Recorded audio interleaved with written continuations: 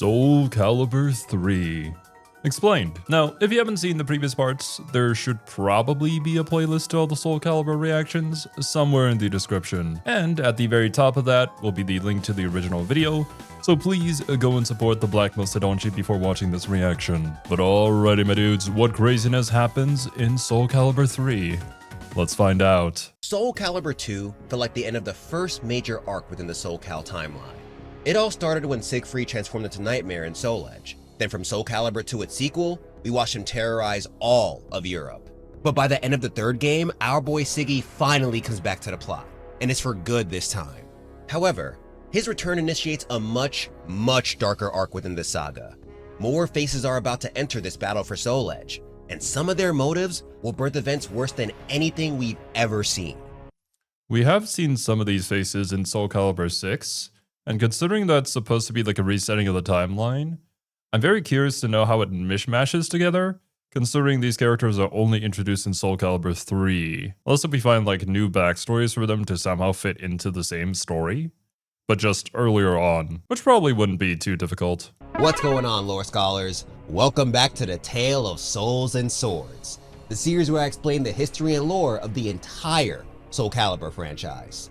In the last lecture, we covered Soulcalibur 2's development, its wild story, and the introduction of guest characters. But now we move to the fourth game in the series, the one that presented yet another huge feature.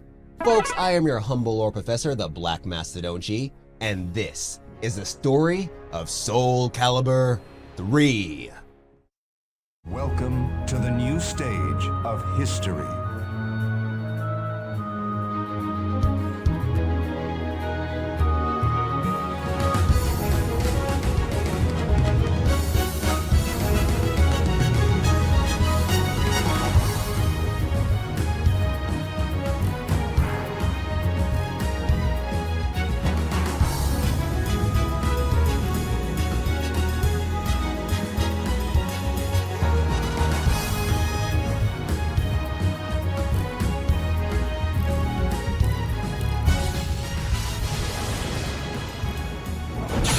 Soulcalibur 3.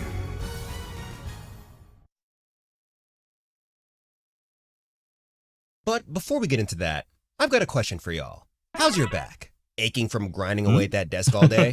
I feel you. I was the same way until I heard about FlexiSpot, the sponsor of this video. Their E7 standing desk. Very nice. Funnily enough, I did get a standing desk because my back was hurting a bit. Doing YouTube for 5, going into the 6th year now, and sitting for that many hours recording and editing, not great for you. Allows you to change your workspace when you see fit. At the press of a button, you can raise your desk so you're not stuck to your chair all the time. The height can go as low as 22.8 inches and as high as 48.4 inches. And you could save whatever heights work for you so you're not left fiddling with the controls. Back pain snuck up on me back when I used to spend whole days working on videos, but I find that having the flexibility to stand when I want helps a ton. However, that's not all. See, at FlexiSpot, premium quality is the standard. So this desk is crazy sturdy and super strong. With a max static load of 355 pounds, it can elevate even when I'm on it with no problem.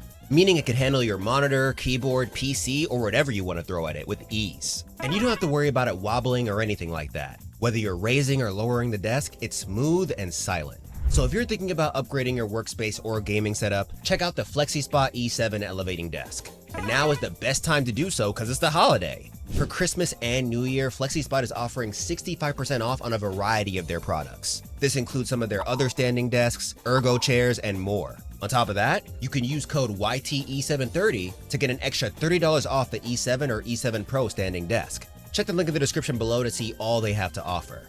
With that, let's get back to the lore. And thank you FlexiSpot for sponsoring this video.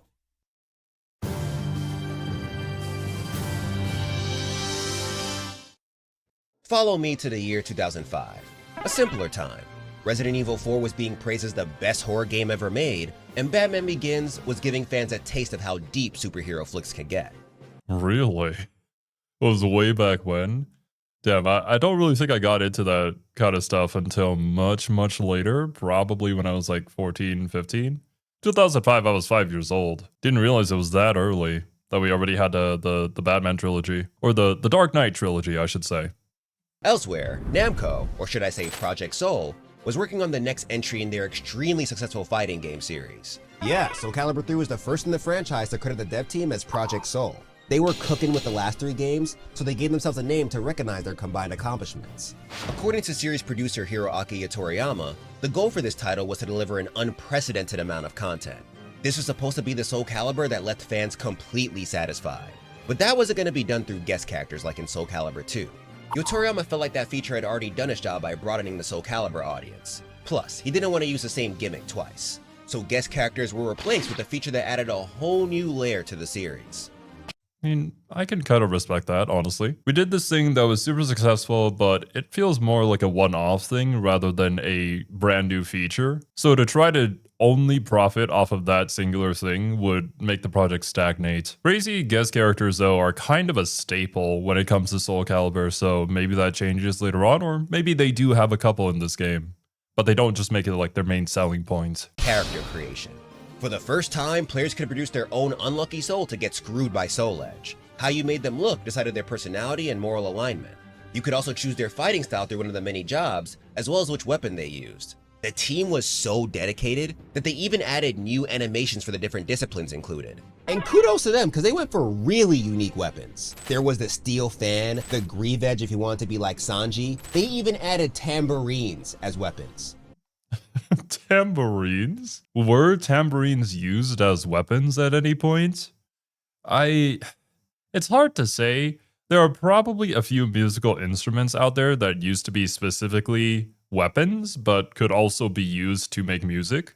I'm sure that there are. I'm really glad, though, that we went into this whole character customization aspect. I feel like a lot of fighting games nowadays are kind of lacking in that aspect. That being said, there are plenty of fighting games out there that I still have yet to learn about. I believe Mortal Kombat also has a pretty good system when it comes to customizing your characters, I think. But yeah, out of all the ones that we played, Soulcalibur has probably been the one that I spent the most time in, just because I wanted to unlock more cosmetics for my characters. Grinding for cosmetics is something that I really enjoy doing, and just adding that extra layer to a fighting game really helps with player retention, at least in my opinion. They didn't stop there though. What would be the point of creating your own character if you couldn't experience the story through their eyes? So they developed Chronicles of the Sword, a mode where you'd experience a whole new tale starring your character. Now this is where it was. Yeah, I recall talking about this, asking you guys how this was. Some of you guys said that this was actually pretty fun, and you'd think that I would enjoy this, so... well, it is Soulcalibur 3. Probably gonna be kind of difficult to get my hands on it. Maybe I could look at some gameplay a bit later. Oh, and just in case, I think a few of you guys mentioned that you could probably get it on, like, a console. Was it, like, PlayStation, Xbox? Not sure. But I don't own any consoles, so that's kind of a no-go for me. I have a lot to say about this mode, but we'll talk about it once we finish the main story of this game. Outside of character creation, Soulcalibur 3 followed a pretty similar formula to the last 3 titles. Soul Arena's quick play mode was similar to your usual arcade mode, but there was also a mission mode within it where you'd face off against opponents with specific conditions set. World Competition had you go up against multiple pre-rendered enemies, and Tales of Souls is pretty much Weapon Master mode from Soulcalibur 2. You got to choose a specific character and follow their story. However, you could select different paths that would determine the course of their journey. So just like in the last games, most of the individual character stories aren't canon. They can't all beat the big bad. Yeah. The title officially launched on October 25th, 2005 here in the States. It was released in Japan about a month later, and then received an upgraded arcade edition in 2006. But how did it do? Well, like its predecessors, it received heavy praise for its gameplay. As Ivan Sulik said in his IGN review, it's still Soulcalibur, remember? The fighting is rad. Wasn't it around Soulcalibur 3, or was it Soulcalibur 4? Where it felt like the series started to decline a bit. It's been a while now, but I forget the exact reasoning behind it. I think there was like introduction of characters that people didn't really enjoy, replacing older characters that they loved, and just a lot of gameplay decisions and just the way that it played that's just, it didn't feel right. It didn't feel like old Soulcalibur. In addition to that, with the whole delay-based netcode thing with Soulcalibur 6 kind of sealed the deal. Until, hopefully now, we're getting all the 3D fighting games back, and Dead or Alive is now alive, so Soulcalibur needs to be alive. It even won multiple awards, including Best Fighting Game at the E3 2005 Game Critics Awards, and at the E3 2005 GameSpot Awards. It wasn't without its issues though. One of the main criticisms of the game centered on the Chronicles of the Sword mode. In GameSpot's review, Greg Cassavan stated that it was poorly executed, bogged down by boring moments, numerous loading screens, and uninteresting characters. That's unfortunate, but it's also, they're trying to innovate a new type of gameplay into something that is already established. And I'm assuming this isn't really something that they're experts in. I think creating games like RTSs or strategy games, turn-based games, the different subgenres within strategy require a different set of skills and knowledge behind it, and different expectations when it comes to the player base. I commend them for trying, and I think it is an idea that could eventually work really, really well. But it was a first shot. It's not going to land perfectly. However, I do want to add that there's a large portion of the fan base that disagrees with this take completely. I've seen mad people on here and Reddit reminiscing about how dope this mode was. So opinions may vary a lot depending on who you ask. There were also complaints about the game lacking online play, but Yotoriyama stated that he opposed adding that feature because the online infrastructure across countries was very different. Why add something that only half of his audience could enjoy when he could just focus on features that everyone could, you know? The final big...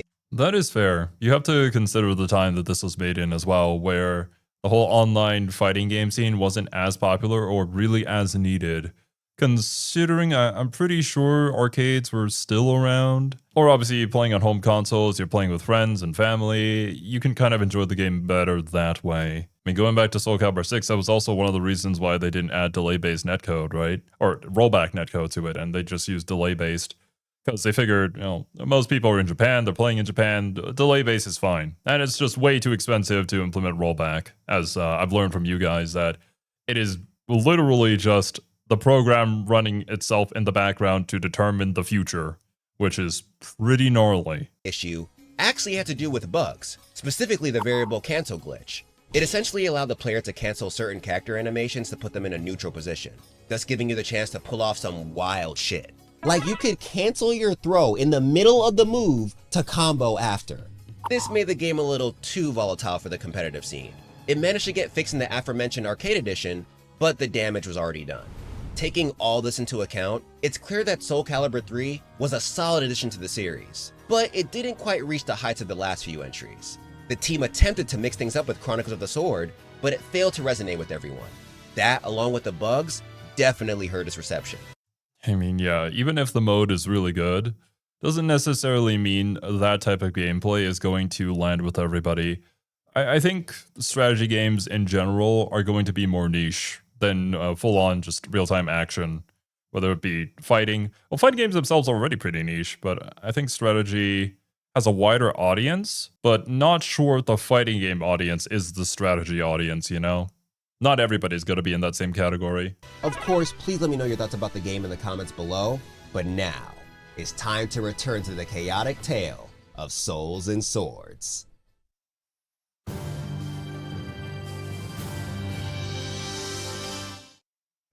In the last episode, everything ended with Raphael stepping up to challenge Nightmare. He got his shit rocked, but still managed to deal a critical blow. That moment brought Siegfried back to us for good, and temporarily opened the portal to Astral Chaos. Before closing, the Dark Dimension spat out the spirit sword Soulcalibur, which, if you don't remember, has been here since Xianghua left it in, well, Soulcalibur. Siegfried alley-ooped that shit right into Soul Edge's eyeball, thus bringing us to where we are now. The swords are stuck in what is called Soul's Embrace, a deadlock that renders them useless. But the last thing Siegfried's gonna... And honestly, having both swords be useless is probably the best case scenario. Just, we don't need the world to deal with any of this. Just leave them be. But of course, as humans, somebody's probably gonna go and find it, and that's how it kickstarts this one off, I'm sure. ...do is lead them for some random dude to take. With both blades in hand, he embarks on a journey to seal the cursed sword once and for all. Little does he know that another Soul Edge Seeker is watching him, and he needs them swords. Enter Zasalamel.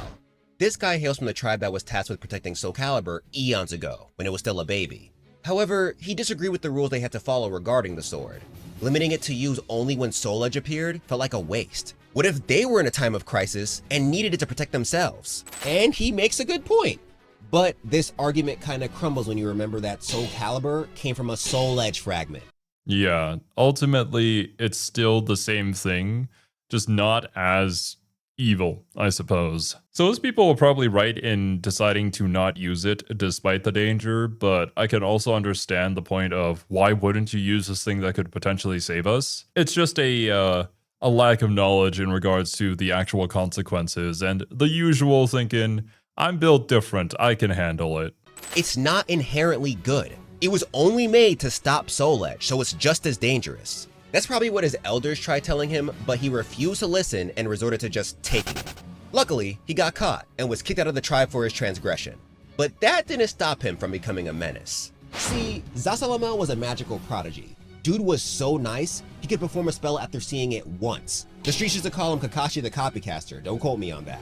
This talent made him a bit of a limit tester. He looked into all kinds of spells, including forbidden ones. Then he learned the skill that would ruin his life forever, the art of reincarnation. For generations, every time he died, his soul would return in a different body. The new vessel would grow to resemble his original one, and he also retained his memories. At first, having this limitless life hack was nice, but he grew to hate it. Over and over again, he had to relive the travesties of life. Like, this shit is already hard, but he lives in a world with Soul Edge. Homie must have been through the worst. Yeah, I can only imagine the reincarnations and seeing the same mistakes over and over again because history will repeat itself eventually. That's just how it goes. But having to actually be there to witness it and to kind of go through all the growing pains and still feeling life, as it were, is it doesn't sound like a great thing. Oh, and imagine the amount of times you had to go through puberty. Oh god, that would be horrible. Eventually, he got so desperate to end it all that he attempted to use the cursed blade on himself, but even that wasn't enough. So he went back to the plan that started his downfall. Take Soulcalibur. He beelined it to his tribe's homeland, but no one was there. Even the spirit sword was missing. With that, he was forced to endure this curse for even more generations. Then his prayers are finally answered in 1590, when he catches Siegfried leaving Ostrheinsburg Castle with Soul Edge and Soulcalibur. Since they're kinda useless right now, he leaves our boy alone. Instead, he investigates the castle and finds Inferno, the spirit of Soul Edge, infused in what's left of Nightmare's armor. They have a quick conversation, which inspires a new plan for Zasalamel. A plan that I'd argue is a little excessive for a problem he placed on himself. First, he combines the wandering souls in the area with Inferno to revive Nightmare without a host. Oh, Step God. 1 and dude is all. So that's why he exists without Siegfried. Or like Siegfried can exist separately from Nightmare. I thought it was just like a before and after sort of thing for Siegfried, but no, they can exist at the same time. Already making world-changing decisions. The new Nightmare even receives a sword resembling Soul Edge. Then Zasalamel sends him to do what he does best. Eat some goddamn souls. That should help Soul Edge regain its strength, but he knows that won't be enough. He needs the sword to be even stronger than it was when he last tried using it. So this man seeks out survivors of Nightmare's past rampages and directs them to Siegfried. Facing them should be enough to break the Knight's will and empower Soul Edge even more. What's so messed up about this is that Siegfried's mental state is already fragile as hell right now. Even after leaving Soul Edge's clutches, this man's life is the epitome of pain. Regardless, Zasalamel's plan is officially in motion. But the ultimate goal isn't just to boost Soul Edge. He's aware that Soulcalibur will also grow in strength as his counterpart does. So instead of relying on one sword, he hopes that a clash between these two opposing forces will be enough to end him permanently. And that, my friends, is how Soulcalibur 3 begins. So, quite literally, this man is just looking for a way to die permanently. So he starts all this shit, and he stirs it up just to do that. But then, does he even consider, does he even care? He probably doesn't. He doesn't care about the effects of what this is going to do and the aftermath of it. How the people who live on after him, who want to keep on living, are going to have to deal with all this. Dude got the limitless life hack, didn't realize it was going to be turned on forever, and now he's risking fucking up the world to leave the world. What makes this worse is that Soulcalibur 3 takes place in the same year as Soulcalibur 2, so nobody got rest before this shit. But now that the foundation has been laid, it's time to talk about what the rest of the roster is up to. Let's start with the newcomer who might just have the darkest backstory we've seen so far, Tira. Nothing is known about her original parents or.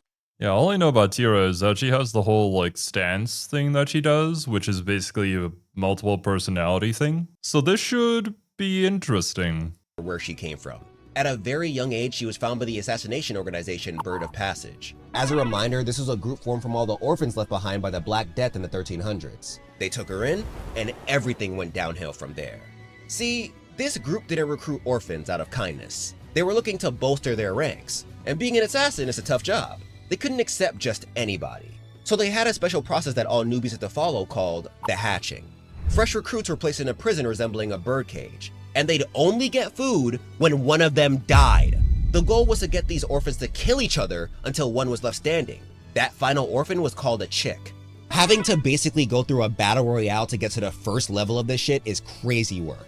Tira got to I mean, yeah, but it's also pretty standard, I think, when it comes to like assassin organizations. I would assume that's kind of how it has been done in history, and it's how it's done in fiction. chick status and was given the codename Eiserne Drossel, which is German for Iron Thrush. This codename was also her first because up until this point, she didn't have a name, or at the very least, she didn't know it.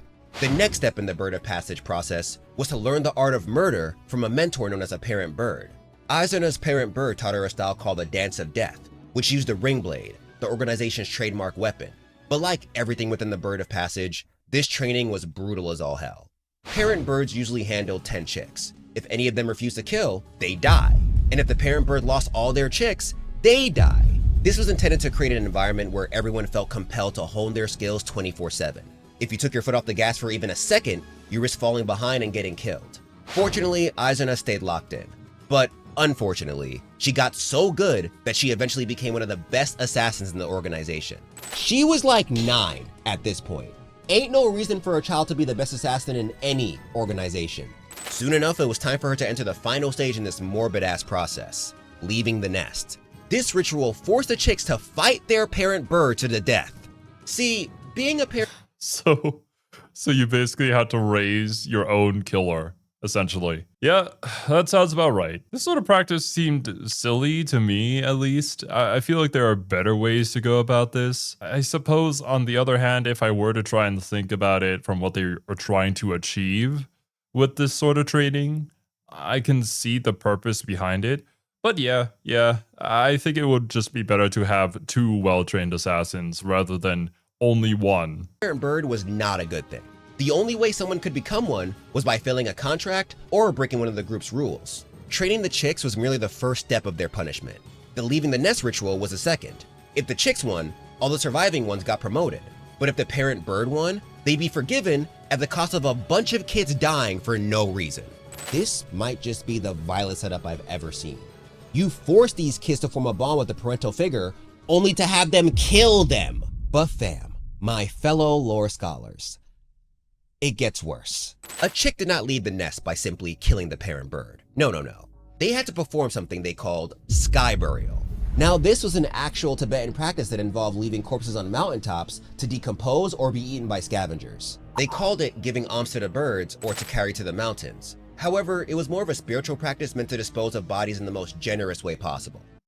I mean, in some ways, it makes a lot of sense, right? Like, waste not. This is something that the scavengers could definitely use, and it's not like this vessel, this dead body is being used by anybody anymore. So at the very least, you're benefiting somebody.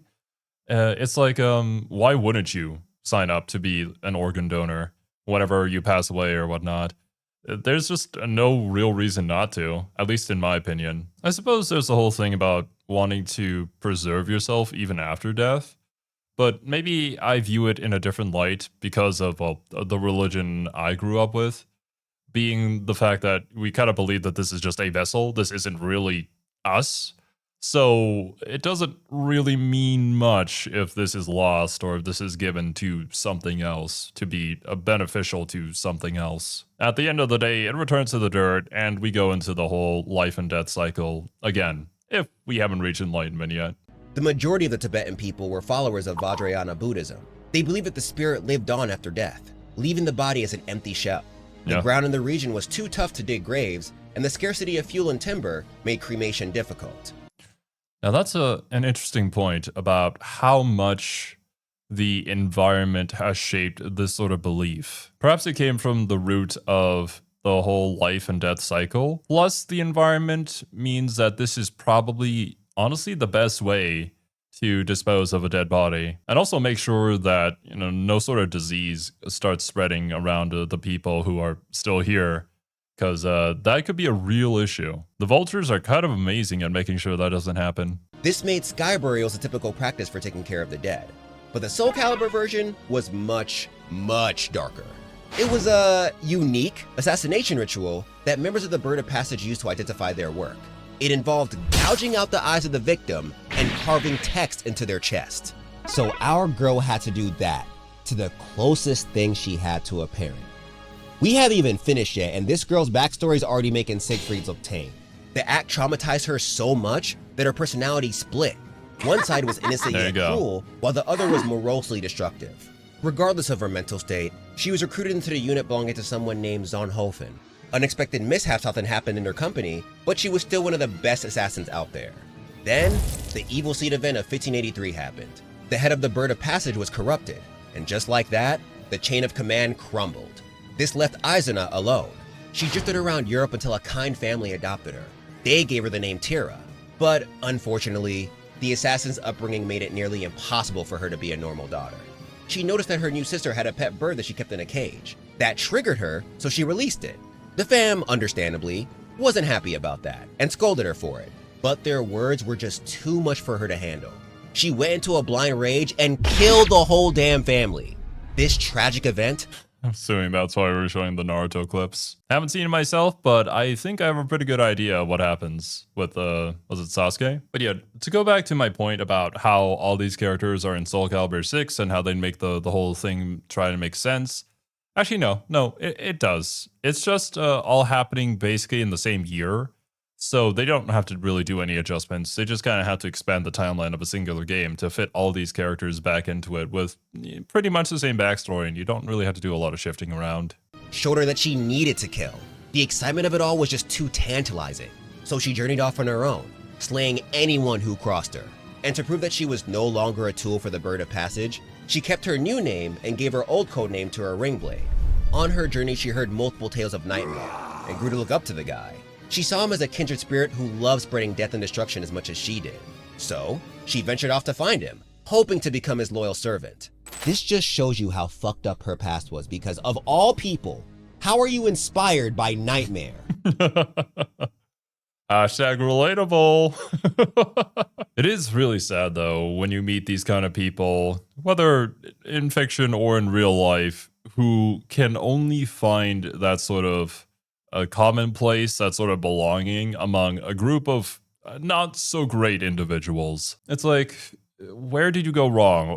What path happened in your life that forced you into this? And it also makes you wonder if circumstances were even slightly different for yourself, would you have been the exact same way? Are we simply a victim of circumstance? We're all destined to end up somewhere? Or can we decide it for ourselves? She hasn't even been corrupted yet. In her heart of hearts, she truly believes that Nightmare's the GOAT. By the time the plot of Soulcalibur 3 kicks in, she runs into Zasalamel in Ostrheinsburg Castle. He informs her that Nightmare is no more than a puppet being controlled by Soul Edge. This breaks her spirit a tiny bit, but she's still set on finding the dude. Eventually she does, and the tyrant accepts her as his servant.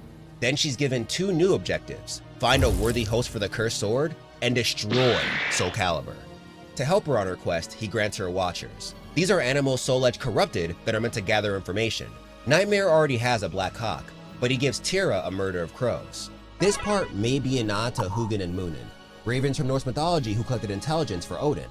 With that, Tira starts her new journey. And just like Zasalamel, she also makes time to mess with multiple people in the roster. So Raphael. Now there are more newcomers, but I want to talk about some of the veterans first. A lot of shit happened in Soulcalibur 2, so I'm sure you guys want to know how the people we're familiar with are doing. And who better to start with than Raphael Sorrel, the hero of the last game.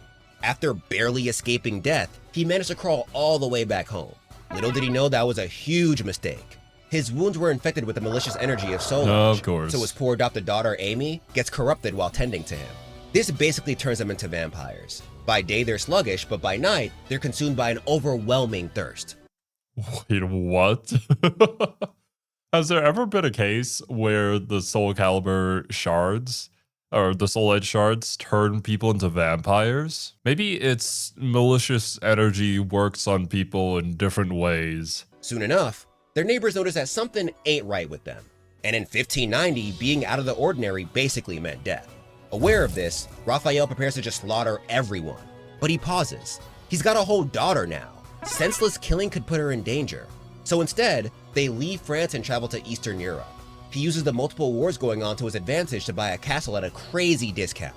There, he and Amy finally find some solace. But Raphael does not want this kind of life for his dear daughter.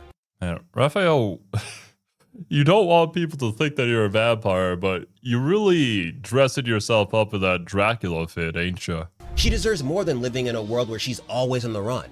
However, she's become a monster. She can't interact with society if she gets hungry for blood the moment she sees someone. This motivates him to return to his original plan, make a world fit for Amy. Now, we already know Raphael is guilty of going to crazy extremes to achieve what he wants. Yeah. Back in Soulcalibur 2, he planned to give Soul Edge to the French nobles, hoping they'd kill each other over it.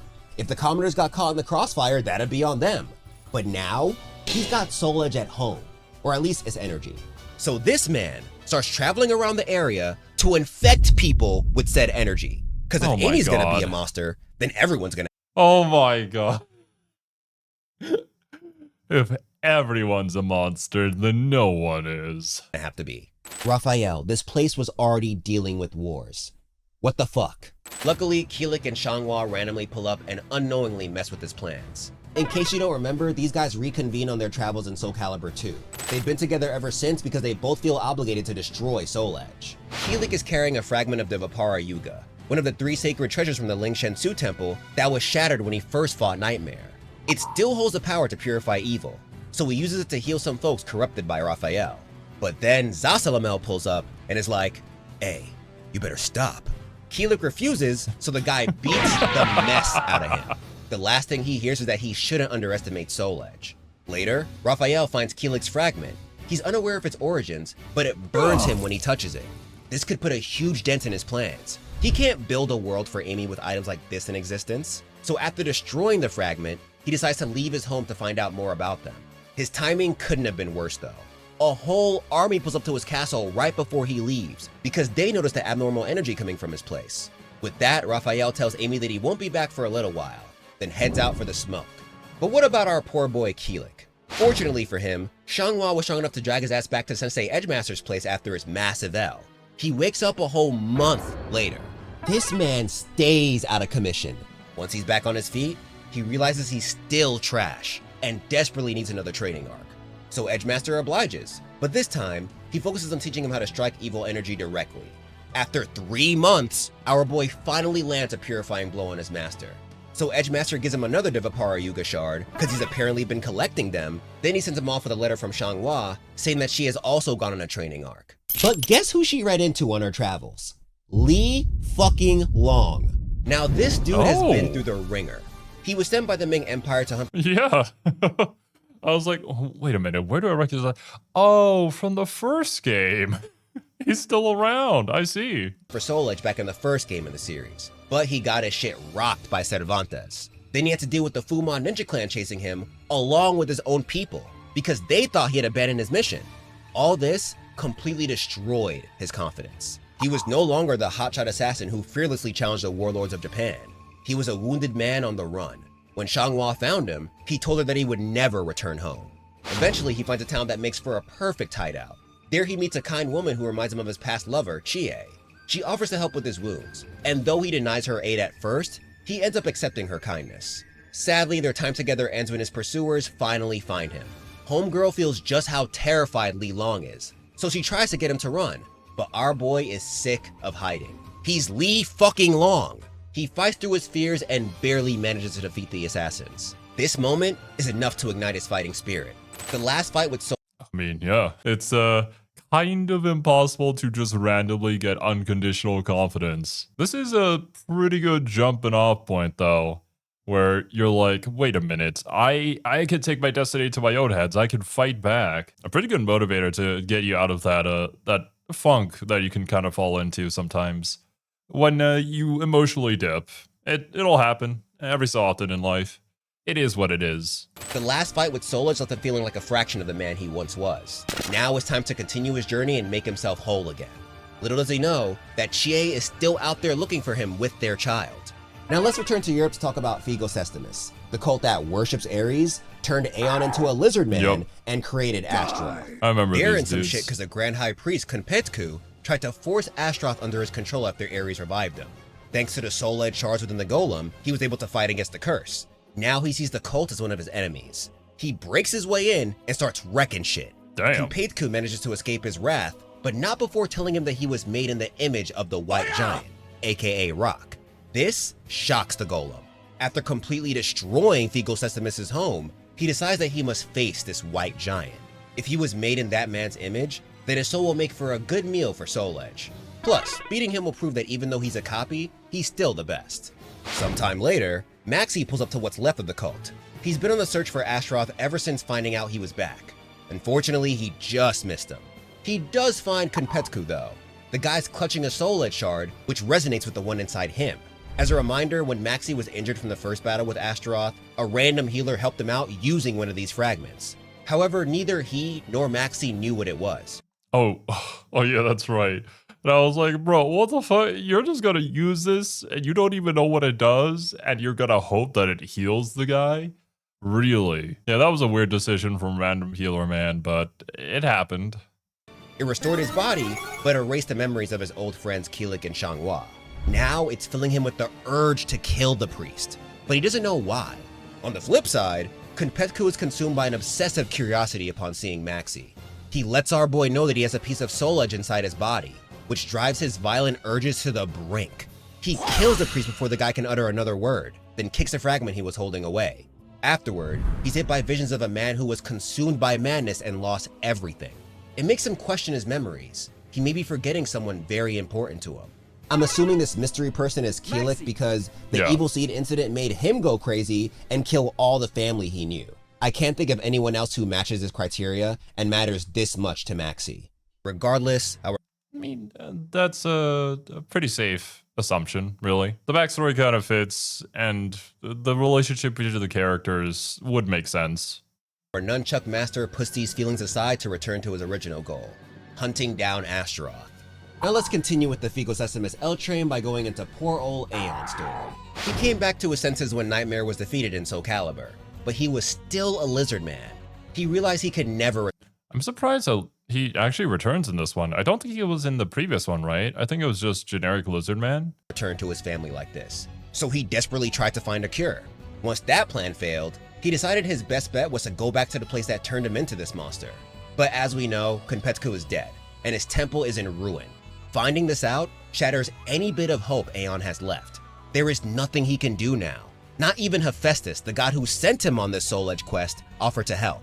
That's when— Oh, what the— Did he swing so hard his tail fell off? No. But yeah, it really sucks that Hephaestus can't actually help him.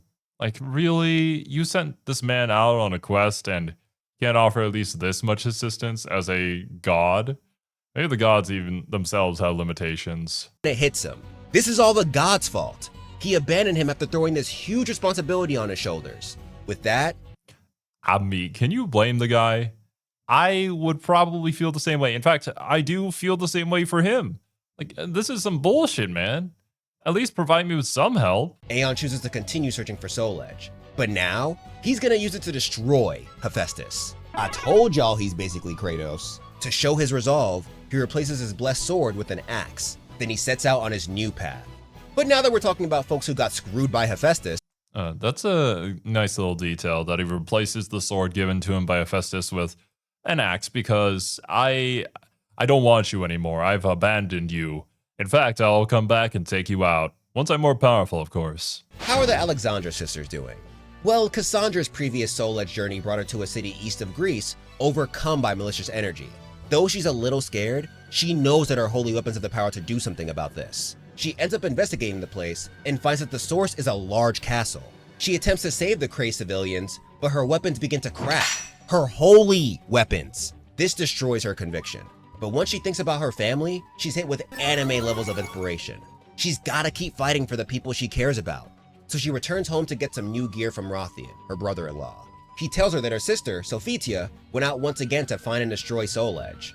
Of course, this pisses her off. She curses Hephaestus for putting them through this bullshit, then leaves with her Digamma sword and Nemia's shield. As for Sophitia, her journey brought her near Ostrheinsburg Castle, but her target nightmare was nowhere in sight. This is when Tira shows up to start some shit. She tells Sophitia that her knight's in a different castle. Then she says that she wants to play with her kids. Now, in case you don't remember, Pyrrha and Patroclus have evil energy flowing within them thanks to Sophitia's old Soul Edge wound. That's why Tira wants them. But, as we know, the Alexandras be on their Dom Toretto shit when it comes to family. So Sophitia wastes no time in attacking the girl for her words, but she escapes. Afterward, the sick assassin continues to berate Sophitia from the shadows, singing twisted nursery rhymes about her kids.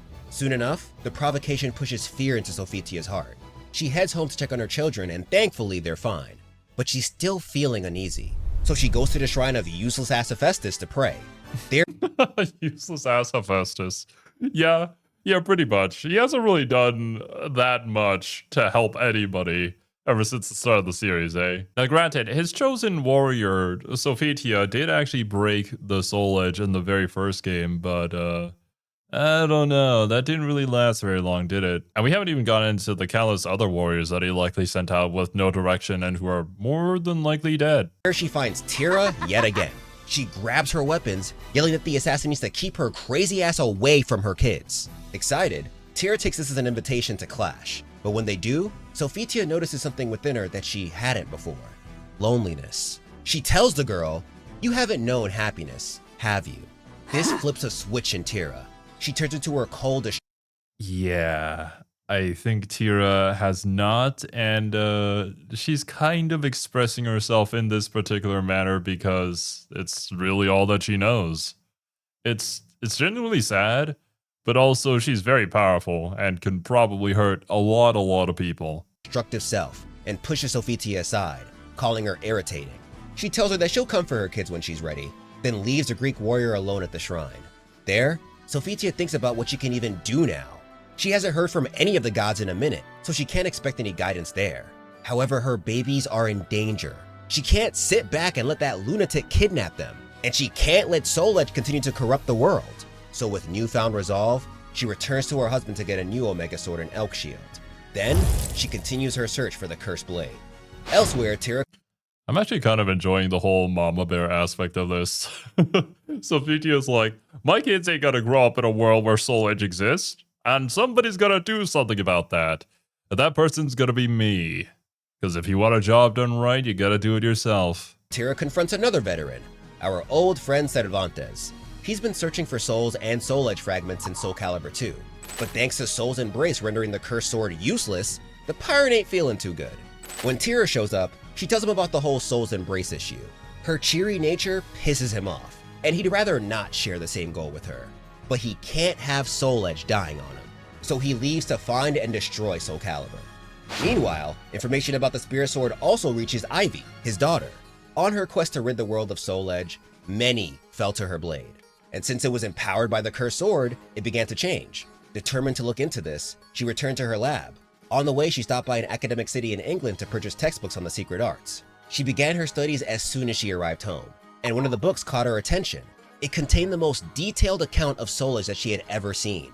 After a month, she managed to decipher the whole text. It gave her a ton of much needed info. But the most important thing she learned about was Soulcalibur and its abilities. Suddenly, a wild Zasalamel appears, looking for the very book Ivy finished. Once he confirms she's read it, he takes it from her. He calls it a mistake from his past and burns it right in front of her. Then before I see. That makes a lot of sense, actually. I should have known that he was the one who created that book. Considering how detailed it was, it would have to be somebody who knew of it, had his hands on it, and wanted to research it and use it. leaving, he says that if she wants to learn more about Soulcalibur, she should find the knight she used to hang with. Confused, Ivy spent some time thinking about what the man said. Though he was kinda wildin' with breaking into her lab and almost burning the place down, she has no reason to think he's lying. Thus, her new quest to find Soulcalibur begins. Somewhere else in Europe, our old friend Rock decides it's time to re-enter the hunt for Soul Edge. After Soulcalibur, he and his adopted son Bangu remained in Europe because traveling back to the New World would have been too arduous for the kid. He used their time together to teach him how to take care of himself. 4 years later, in 1590, Bangu completes his training, so Rock sends him back home alone. With some time to himself, he realizes that Europe is where he's from. However, he's still missing parts of his memory. To be the father that Bangu deserves, he feels he needs to be better. The best way to do that is to complete the Soul Edge journey he started long ago. Then maybe he'll remember everything. Moving on to the... I see the reasoning. I feel like this is one of those, I need to become a better father, so I'm going to abandon my child and go on a quest now.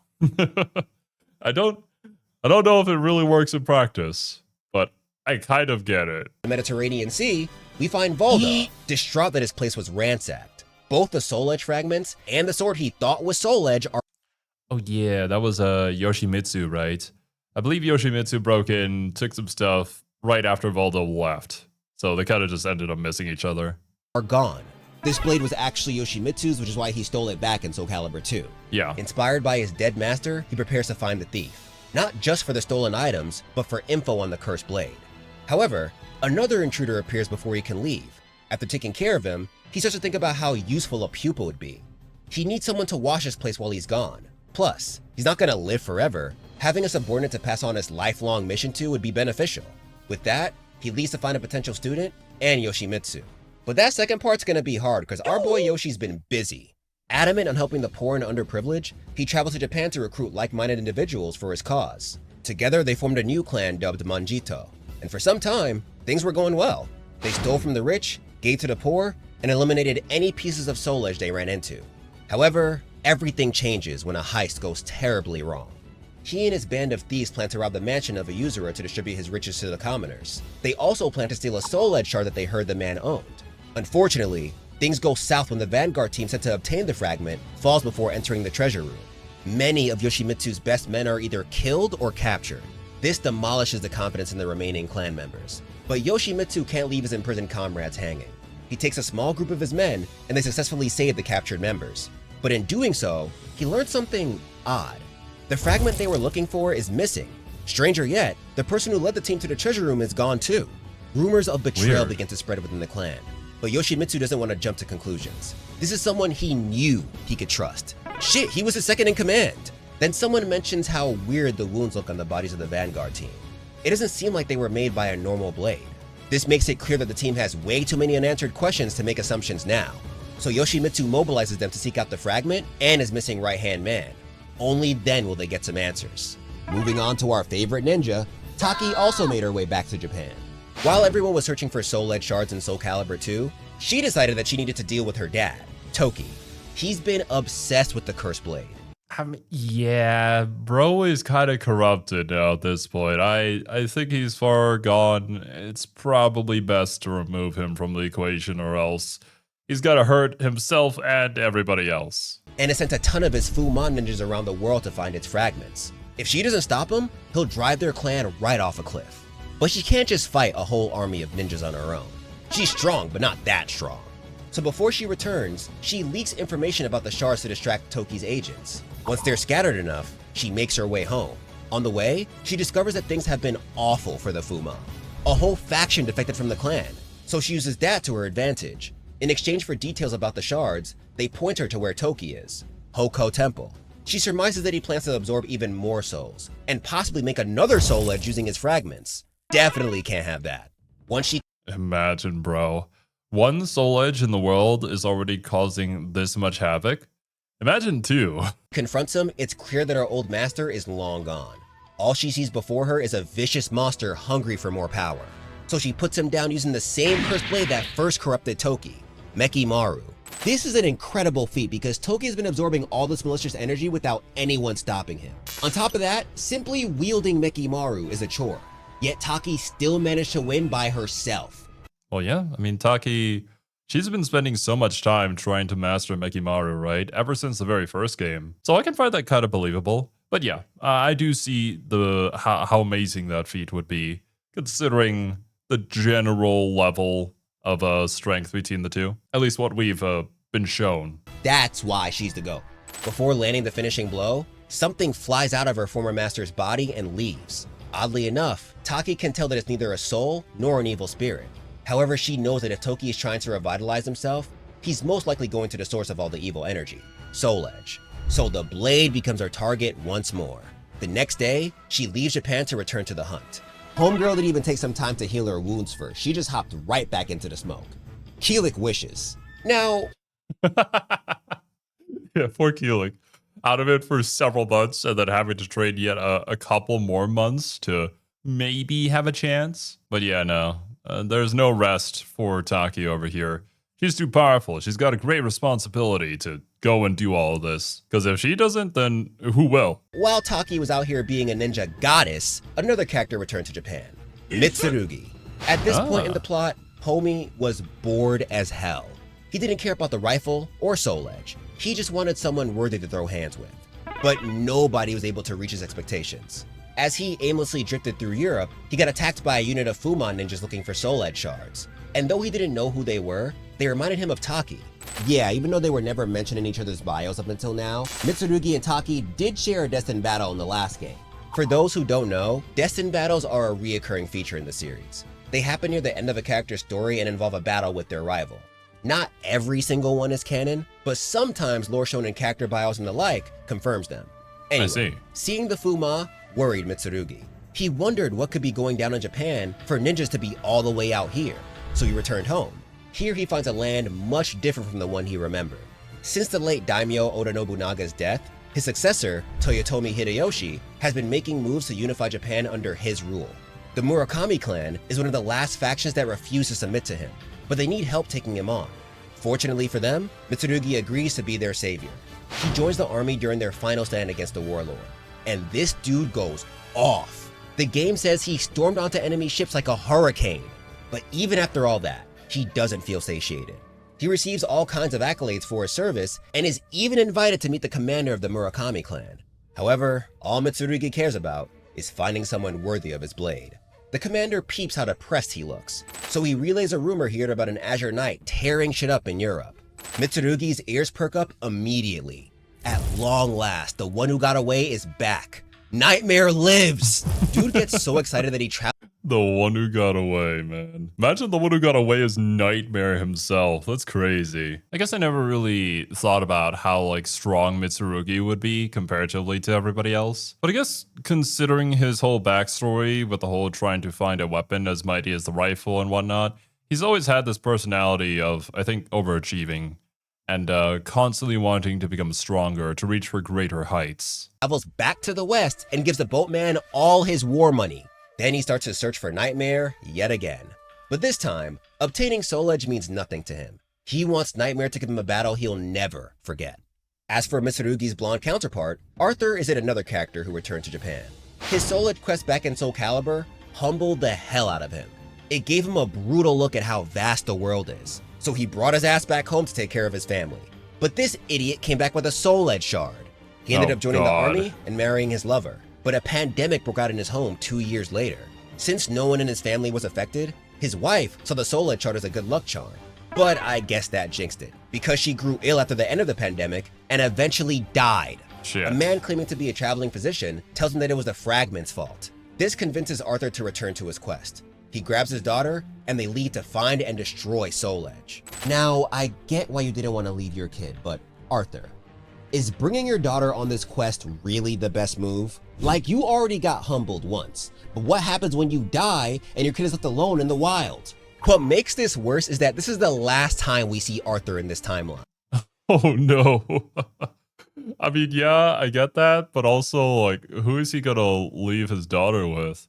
Do they have any sort of family out there that he could just drop her off with? But I suppose anything is better than traveling the world to try and find the Soul Edge, because that's gonna put you in likely the most amount of danger possible. So who knows what becomes of him and his kid? But now, let's talk about the final character from Japan, who also happens to be a newcomer. Setsuko. Hey. Similar to Arthur, she wasn't born here, but she was raised here.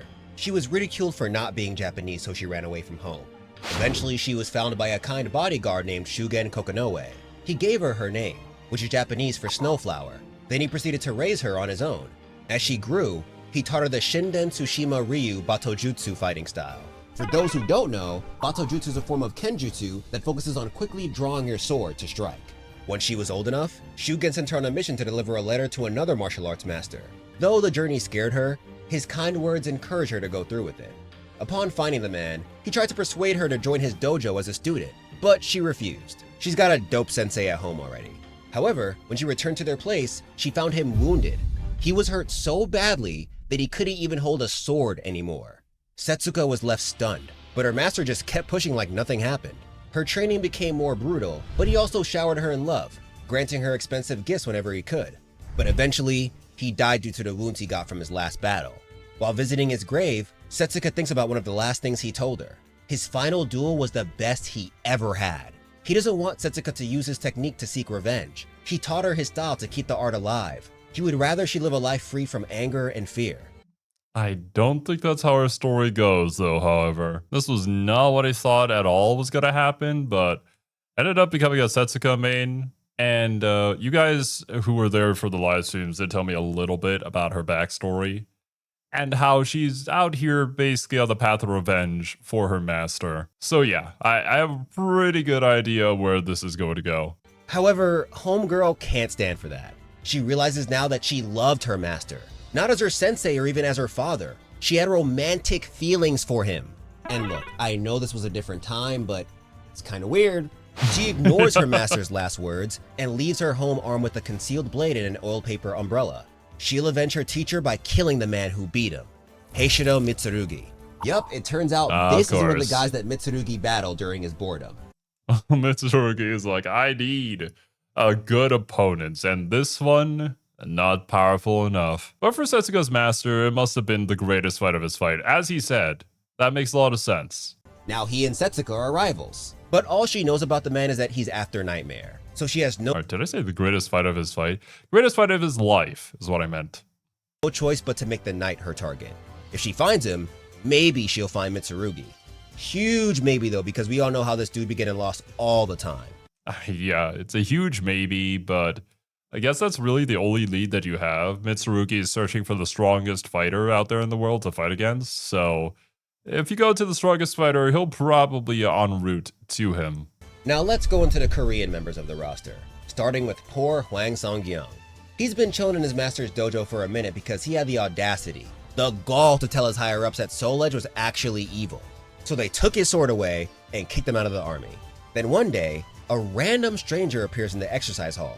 Suspicious, Hwang interrogates him and finds out that he's a Japanese spy in search of Soul Edge. This news is enough to get his boss, Admiral Yi Sun-sin, to take him off the bench. He's granted his old sword Blue Thunder back, and then he's sent to stop any Japanese agents from finding the cursed blade.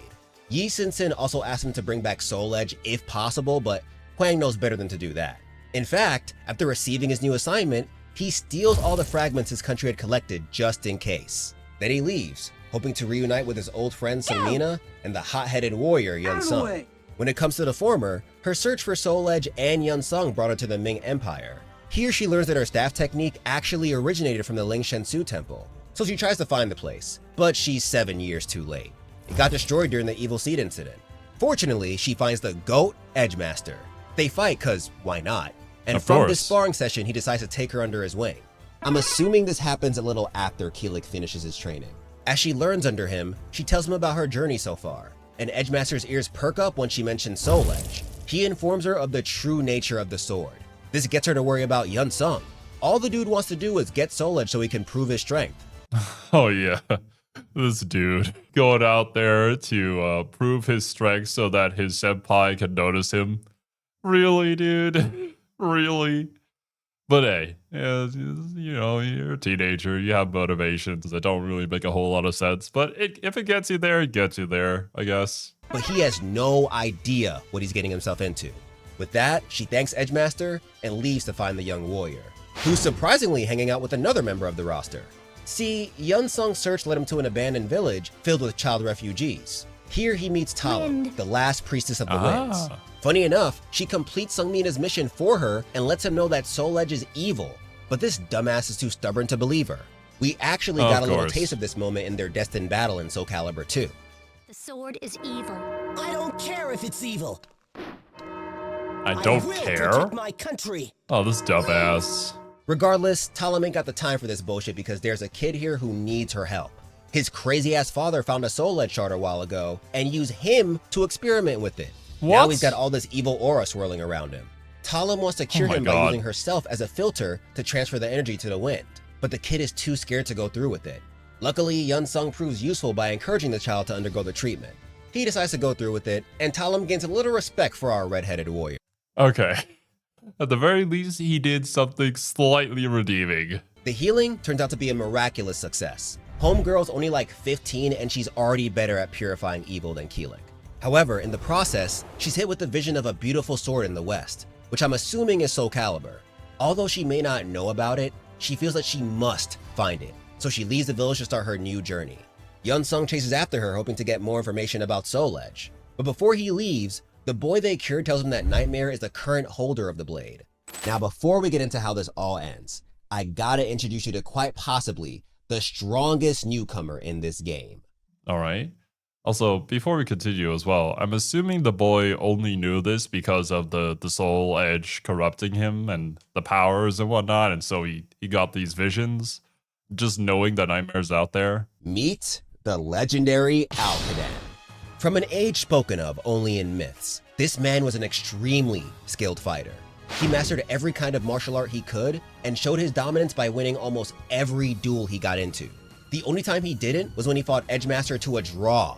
The fact that he could hang with that man in his prime should show you how much of a problem he was. Eventually, Alcadan grew bored with completely destroying regular challengers. So, he started challenging the gods, and he actually managed to defeat a messenger of Ares. But we all know how the Greek pantheon gets when they're embarrassed. Since the messenger resembled an owl, Ares cursed Alcadan to look like an owl as well. Commoners grew wary of this curse and tried to capture him to receive the god's forgiveness. Surprisingly, a group known as the Sages of the Oak actually managed to do it. With that, Ares appeared before Alcadan in the form of a headless owl, and banished him to a hidden ancient ruin beneath the earth. Eons later, the Evil Seed catastrophe of 1583 occurred. The burst of evil energy was enough to release Alcadan. With his newfound freedom, he traveled the land and taught other martial artists his ways. Throughout his travels, he hears about a place called the Lakeside Coliseum. It's a secret arena located somewhere in Europe meant to recapture the energy of the gladiator battles from ancient Rome. Alcadan challenges a champion of this place and wins. But this isn't enough. He wants to face someone stronger. Eventually, he learns that Soul Edge and Nightmare? Soulcalibur are much more powerful than they were in his time. If he faces them, they'd surely give him a fight worth remembering. But he's not ready yet. To prepare, he locks himself back in the ancient ruins for intense training. Now, with all that lore out the way, Okay. Honestly, I didn't have much of a reaction to seeing Owlman, not gonna lie, because we've seen crazy shit. We've seen some pretty crazy stuff, and this is pretty tame, comparatively. He does look kind of funny, though. A little bit cute, too. But he'd also probably beat my ass for saying that. how does Soulcalibur 3 come to a close? Well, after cheering up the continent a little more, Nightmare pulls up to the Lost Cathedral, where he finds Siegfried. The man's been waiting for him here since he's far away from society. Actually, before we get into the story, I'm going to assume that for this one, the hero of the story is going to be Siegfried. I feel like it's just fitting, since now Nightmare is a separate entity from Siegfried. I mean, it always has been, but now it's like its own thing that he can physically fight.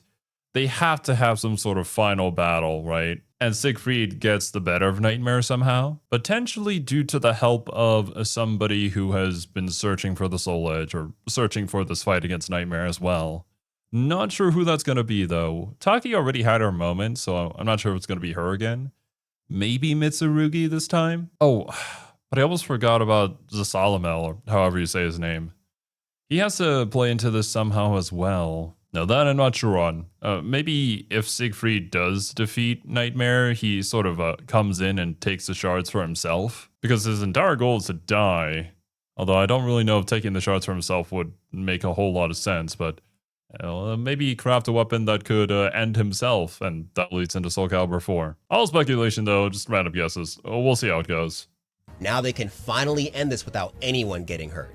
This is when Zasalamel sneaks in and uses his magic to break Soul's embrace. Soul Edge and Soulcalibur are released from their deadlock and are brimming with energy. That's how you know they're ready for the smoke.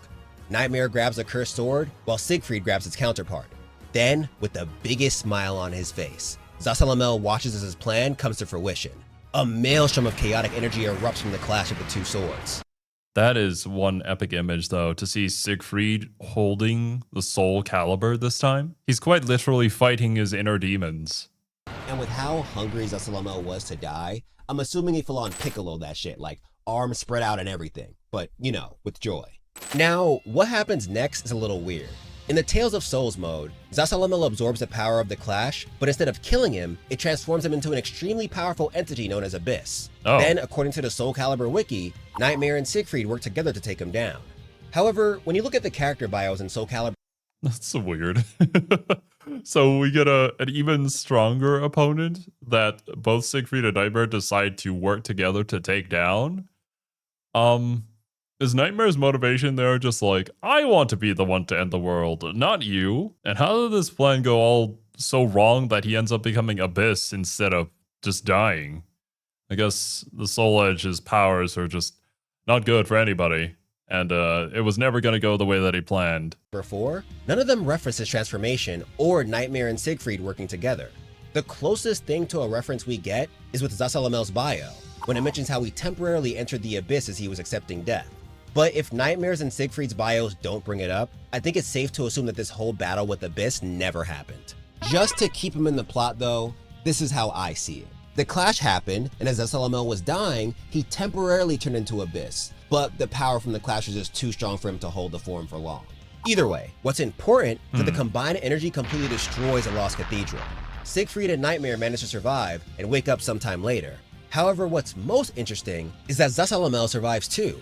And it's not because the swords weren't strong enough. While taking in all the chaotic energy, he saw something.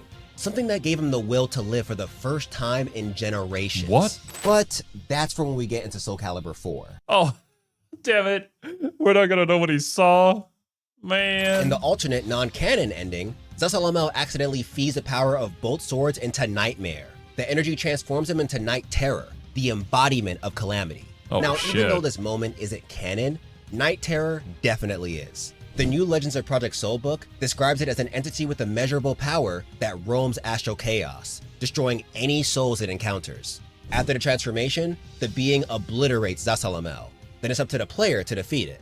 But there you have it, folks. That was the lore of Soulcalibur 3.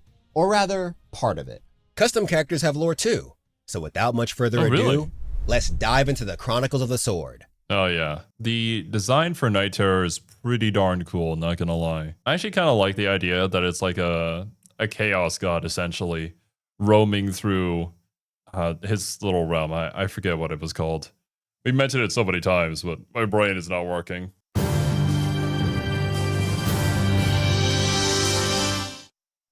So Chronicles of the Sword takes place in a completely separate timeline from the series. And I have strong opinions about that choice, but I'll save them till after the story. A completely separate timeline. I guess they did it that way, so regardless of whatever creative decisions that they wanted to make in regards to like the gameplay and trying to fit with the narrative, they didn't have to take it into consideration with the main canon, which is kind of a shame because I think an expansion on the main canon, a side story to that, would have been very welcome. Genuinely, I think Soulcalibur would do quite well as a full-on RPG game. Like, I would play the heck out of that if it was made into an RPG, not just a fighting game. Which is just a testament to how solid the lore is and the world building behind the games are. On an unnamed continent, there exist 3 countries: the Kingdom of Dalkia, the Haltese Republic, and the Grandal Empire. The first 2 have been at war for a minute, but Grandal stayed out of the smoke. Instead, it used its resources to grow its army.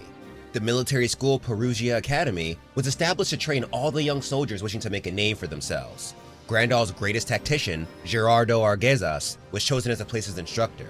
The academy started off as a failure with multiple students dying once sent to war. But everything changes when you, the custom character, enroll. You quickly gain Gerardo's attention with your main character energy. Eventually, after beating both your rival Abilia and him in practice battles, you graduate and are given a unit of your own to command. Your first mission? Border Patrol. A group of brigands makes their way to Grandal looking for smoke, and it's up to you to stop them. With the help of your squad and your tactical know-how, they're driven away. But you guys noticed that for whatever reason, some of Grandal's forces were mixed in with the bandits. Stranger yet, a couple of days later, the Kingdom of Dalkia declares war on your country, claiming that they were attacked by Grandal soldiers. Though the circumstances leave you skeptical, you have no choice but to defend your home. Leading the Dalkian forces is one of its greatest soldiers, Luna. You manage to defeat her and her small army, but she won't forget this L. She'll be back. Now it's time for the Grandal Empire to go on the offensive. Before y'all even get a chance to rest, you're sent on another mission to strike back against Dalkia. As you push towards the capital, you end up throwing another L at Luna. But while you're away, your home is invaded by the Haltese Republic, so Grandal's leader, Emperor Strife, commands Abelia to continue leading the attack on Dalkia. You're put in charge of leading an attack on Haltese. Now while all this is happening, the endless violence continues to weigh down on your conscience. Is war the only way to peace? Meanwhile, Abelia wants all the Isn't that always the question, man? The only way to obtain peace is through violence. Shit. smoke. She believes Grandal can do no wrong and will fight for as long as necessary. This mentality will blow up in her face later though. Anyway, after winning your first battle with Haltese, Halfas, a member of the country's royal family, tries to retreat, but he's killed by an assassin named Mooncalf. Turns out this lady is Luna's mother. The Haltese royal family took the girl away from her a while ago. Now she's out to get revenge and hopefully reunite with her daughter. After killing Halfas, she's confronted by you and your squad. She states that this country deserves to fall, but she won't let you guys be the ones who make it happen. With that, she tries to fight you off, but loses and retreats. Now the Haltese Republic's capital is wide open. But when you get there, the place is already in ruin. It was attacked by another country dubbed Meleta. The few Haltese soldiers who remain surrender, but the Meletan forces refuse to show any kind of mercy. This strikes a chord within you. Even though this has nothing to do with Grandal, you decide to stay and help the fallen warriors. As you battle within the capital, members of your team question who's truly responsible for this. Queen Aurelia of Dalkia is ruthless as hell and hates Haltese, so it'd make more sense if she led the attack. However, Meleta's king, Demuth, was once part of the Haltese royal family. His kingdom is the youngest out of the four in this continent. How the hell did he take on an established country by himself? This question leaves Gerardo wondering if there's someone else controlling things behind the scenes. Regardless, you guys push through until you face off against Mooncalf and her associate. I mean, if there's somebody controlling things behind the scenes, I think it's safe to assume there always is. I mean, especially with the setup at the very beginning with the whole bandit situation, but some of them seem to be dressed up in familiar uniforms. Or to stir up some shit, to cause some sort of chaos in order to move a much greater plan. Pile. After defeating them, they retreat, and the surviving Haltese soldiers you saved join you as thanks. Now, you'd think this would be a great time to retreat and recuperate. Dalkia and Meleta seem to be working together, and you're in the perfect spot to get jumped. Well, your Emperor refuses to fall back. Instead, he tells you to hold your position even though no reinforcements are on the way. Emperor may be a dumbass, but like, if you abandon the battlefield, then you will be a traitor, so shit. Now you've got to deal with Dalkian and Meletan forces again. And guess who shows up for yet another rematch? Goddamn Luna. Though the odds aren't in your favor, you manage to push through. After defeating Luna, you hand another L to Heil. They retreat to Untied, the capital of Meleta and your next target. At this point, you've made quite a name for yourself. Thanks to your victories, more and more folks are calling, especially considering the strategic decisions from our kingdom's ruler who decided, you must fight this impossible battle and win. We fought the impossible battle and won. Well, what do you know? I may in fact be very good at my job. the War God. As you make your march to Untied, this nickname continues to haunt you. Meanwhile, things are going down in the capital. Mooncalf and House plan is revealed after the assassin fails to kill King Demuth. See, Heil defected from Meleta a while ago with the goal of eventually taking the throne. Since Mooncalf wanted to kill the Haltese royal family, their objectives aligned. However, Kirkus, a high-ranking official within Meleta, does not mess with Heil. He's the one who stopped Mooncalf. Then he tortured her to get the information about her and Heil. Once she spilled the beans, he killed her in cold blood. Heil catches them right as Mooncalf is dying. To punish him for his treason, Kirkus sends him to join the fight against Grandal in the capital. Elsewhere, King Demuth's prime minister, Chester, starts talking crazy. He tells the king that his purpose has been served. Meleta has welcomed his true king. Now we'll get into this dude later, but for now, just know that he's a whole new kind of evil. With that, the king is left to face you and your troops. After taking him and Heil out, Kirkus shows up with his elite squad of soldiers, but he catches the work too. Now the only thing between you and victory is the elusive Chester. But before you fight, he reveals that he's the mastermind behind everything. He wanted to pit Grandal against Dalkia, then rise to power from the resulting chaos. Oh yeah, a classic strategy of having two countries go to war with each other without any real justification, but just a fabricated one by a different third party. And honestly, not gonna lie, I think I can kind of see Black Macedonchi's complaints about why it's set in a separate timeline on an unnamed continent.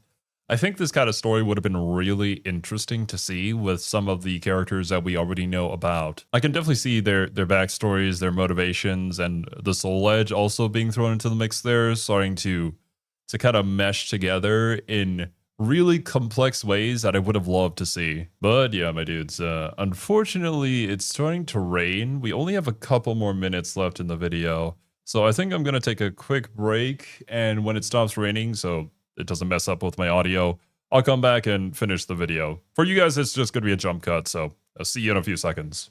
Hello, everybody. It's Zero from the future here. For you guys, it's been a couple of seconds. For me, it's been about 3 days of nonstop rain. And the moment that it stopped raining yesterday, I lost my electricity for 6 hours, so I decided, you know what, screw it, I'm just gonna sleep. I wonder if this is gonna happen with every single Soulcalibur recording.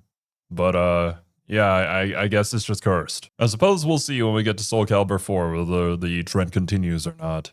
But anyways, let's get right back into it. The resulting chaos. However, he didn't do all this because he had some wild dream about ruling the continent one day, no.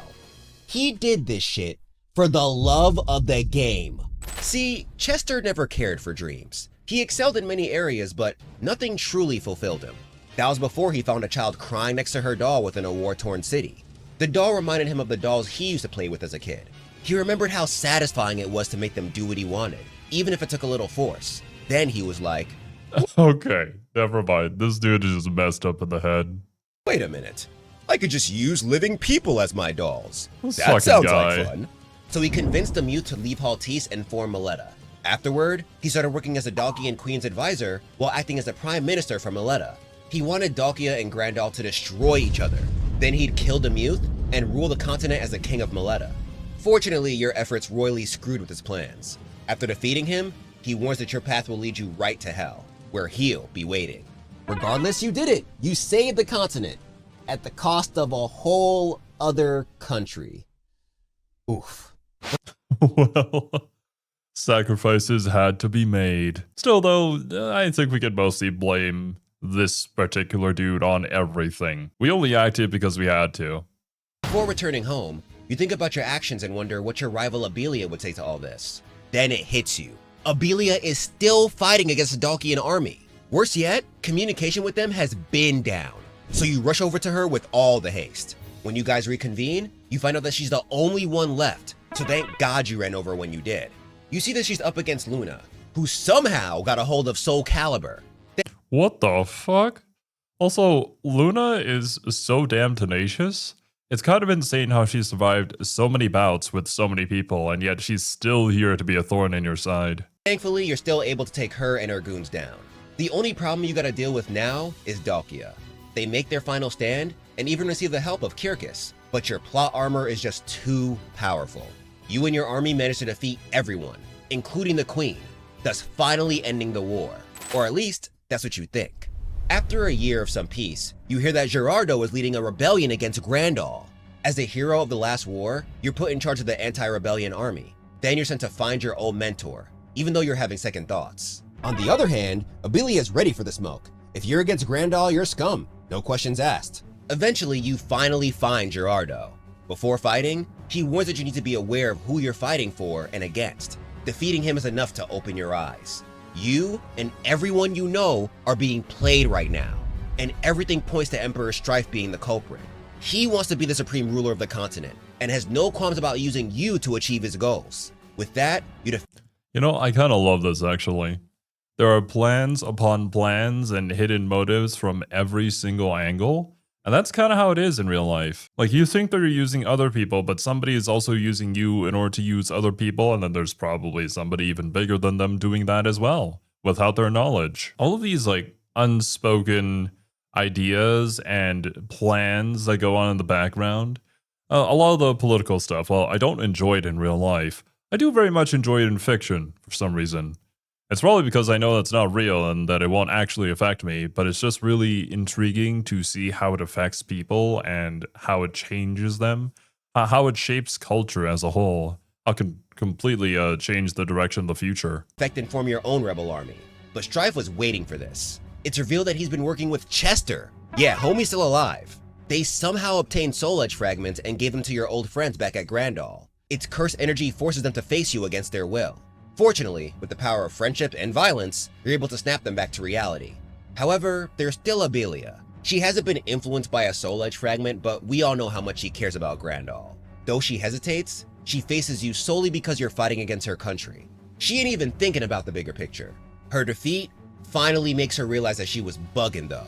She decides to help you. Good. And the timing couldn't be better because it's now clear that Emperor Strife has Soul Edge. You're gonna need all the help you can get.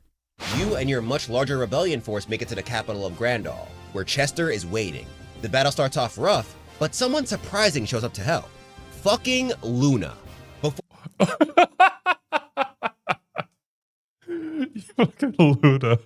She comes back. She's always been the rival this entire time. And in the final moment, she's like, all right, I'm gonna help you. That's a pretty classic move, but you kind of love to see it though. At least I do. Before he died, Gerardo basically begged her to look out for you when things got crazy. And as you can see, things have indeed gotten crazy. So she lends you Soulcalibur and joins you in the fight against Grandall. Eventually, you show Chester them hands of justice. Then That was right. I was going to ask, since I don't think we had covered it, but Luna had Soulcalibur, then we defeated her, and then nothing really came of that. I guess she still had it on her, and we needed a way to get the Soulcalibur to our hands so that we could fight the Soul Edge. finally give Emperor Strife the business for everything he's done. Both Soul Edge and Soulcalibur end up disappearing afterward. Then, the people of Grandall begin rebuilding. As peace returns to the continent, stories are told about you and your allies' bravery, but Soul Edge still exists. So it's only a matter of time till the bullshit ruins everything once again. And that just about covers Chronicles of the Sword. It's probably because it's also an RTS game. Well, in this case, it also mixes the fighting game aspect to it. But the story still reminds me of Myth.